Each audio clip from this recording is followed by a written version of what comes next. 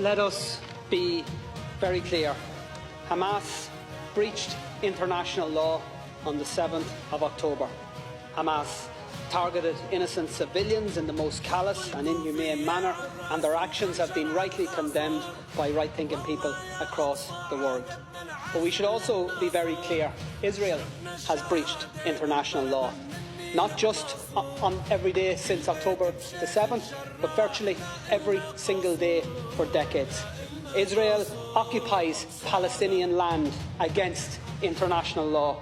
Israel blockades Palestinian territory against international law. Israel builds and expands illegal settlements against international law.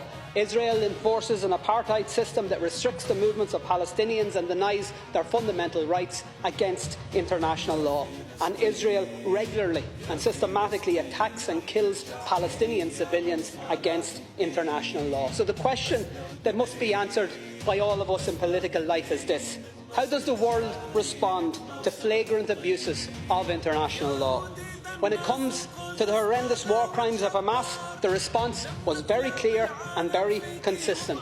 World leaders queued up to say Israel has the right to defend itself.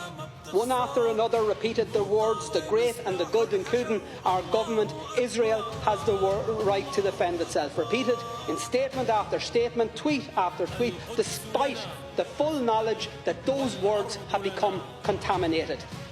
The words "Israel has the right to defend itself" means in practice that Israel takes that right as licence to bombard civilians, to bomb schools, hospitals and other civilian infrastructure, and it is now being taken as licence to enforce the displacement of 1 million people from one end of an open-air prison to another, to deny food, energy, medical supplies to a besieged civilian population, to actually deny them water, to ensure that children, the sick, the disabled, the elderly will literally die of thirst.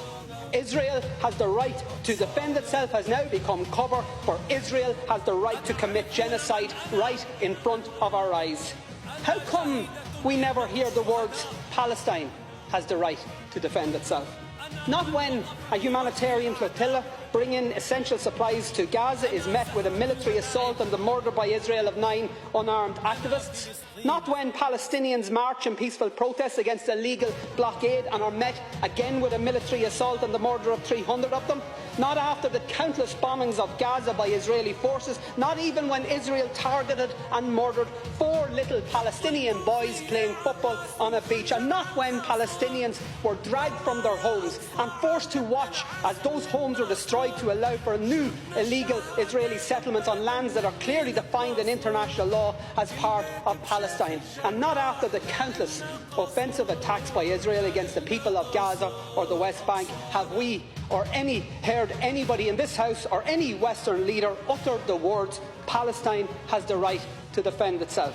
And why not? And by the way, I'm not asking you to say those words, and in fact it's just as well you don't, because we all know that the people of Palestine can't defend themselves. Not against one of the most powerful military forces in the world that is backed up by even more powerful military forces.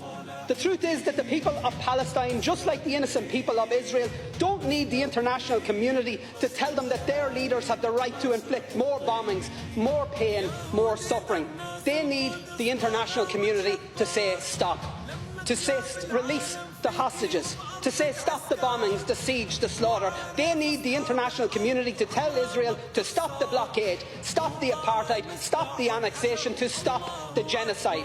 And they need countries, Taoiseach, to lead the way. And Ireland should be one of those countries that leads the way. We know colonialism, we know oppression, we know conflict, but we also know conflict resolution, we know peace building, we know nation building.